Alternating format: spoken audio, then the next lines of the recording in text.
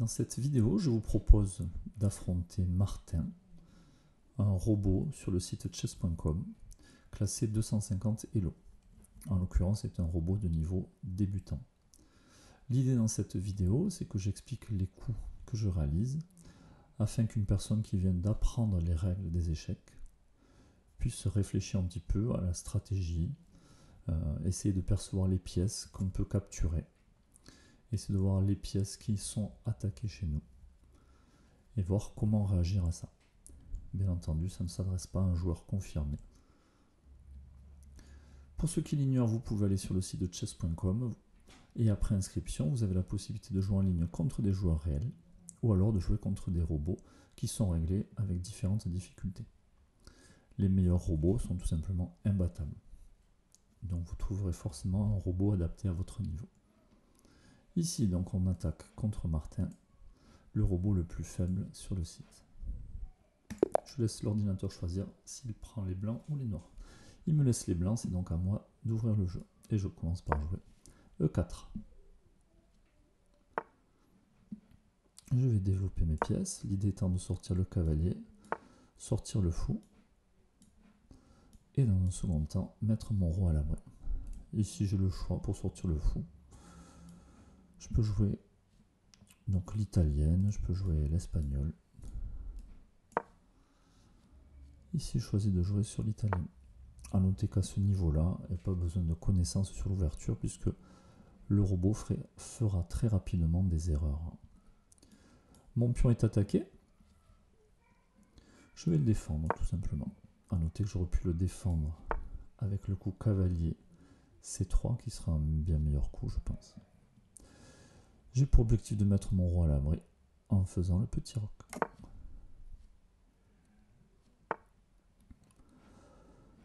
Je vais continuer de développer mes pièces, donc sortir mon cavalier.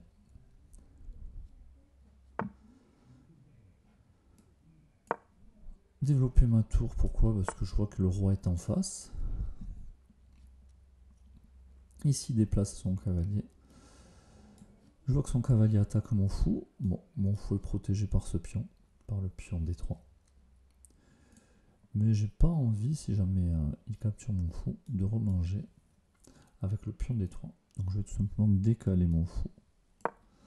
Comme ça, si jamais il décide de me le prendre, je pourrai remanger avec le pion A2 par exemple. Je développe mon fou. Je le mets dans le vis-à-vis de la dame. Et donc je fais ce qu'on appelle un clouage. Le roi est au centre. Cette fois-ci, sa dame est devant le roi. J'ai toujours ma tour qui est en face. J'aimerais bien que ces pions disparaissent. Donc on va essayer de provoquer des échanges. Pour cette raison que je décide de jouer D4.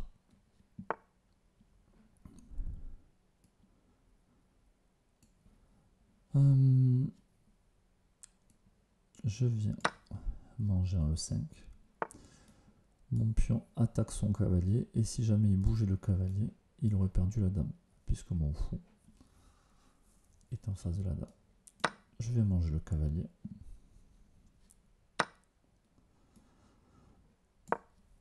Mon fou est attaqué par son pion, donc je le recule.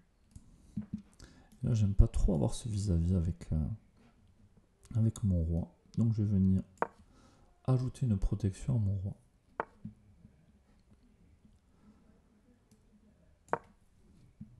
J'avance ce pion tout simplement pour me créer une case de repli.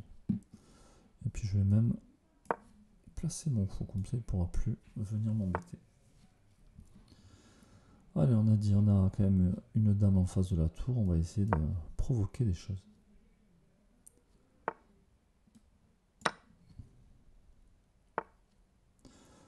Bon, voilà. Typiquement le genre de coup qui arrive très rarement quand on joue contre des humains, mais qui arrive souvent quand on joue sur un robot débutant. On voit très bien ici que la dame est en prise avec un coup de pion. Je peux aussi manger avec la tour. Pas trop l'intérêt de manger avec la tour, puisqu'une fois que j'aurai capturé sa dame, il pourra remanger de la tour, ou du fou, ou du roi. Ma tour qui vaut 5 points, j'ai pas envie de la perdre. Je préfère manger avec le pion. Échec. Ici, j'ai le pion qui n'est pas protégé, je pourrais venir le manger et ensuite j'attaquerai la tour. Ou je réfléchis s'il n'y a pas un meilleur coup à faire. Parmi les coups candidats, j'ai envie de sortir ma dame pour pouvoir venir faire jouer l'autre tour. Allez, après tout, c'est un pion. Je le prends.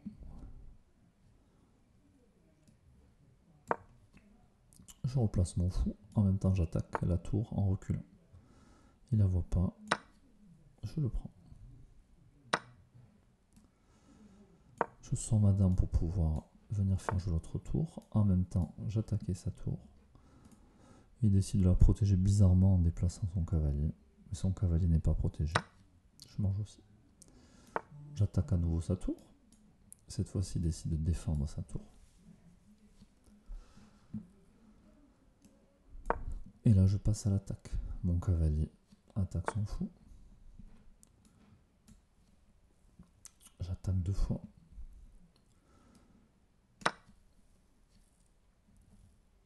Je prends. Alors, on pourrait être tenté de venir manger la tour et échanger les tours, puisque moi j'ai toujours une dame, il n'en a plus. Mais ici, il y a un coup meilleur, c'est de venir placer le fou en H4. Pourquoi? Parce que le fou se retrouve en face de la tour et du roi. Du coup, sa tour ne peut pas bouger. Parce que si jamais mon adversaire bougeait la tour, le roi sera en échec et c'est interdit. Du coup, sa tour est clouée. Ici, il attaque ma dame. Je pourrais très bien bouger ma dame, mais je peux aussi très bien manger sa tour d'abord.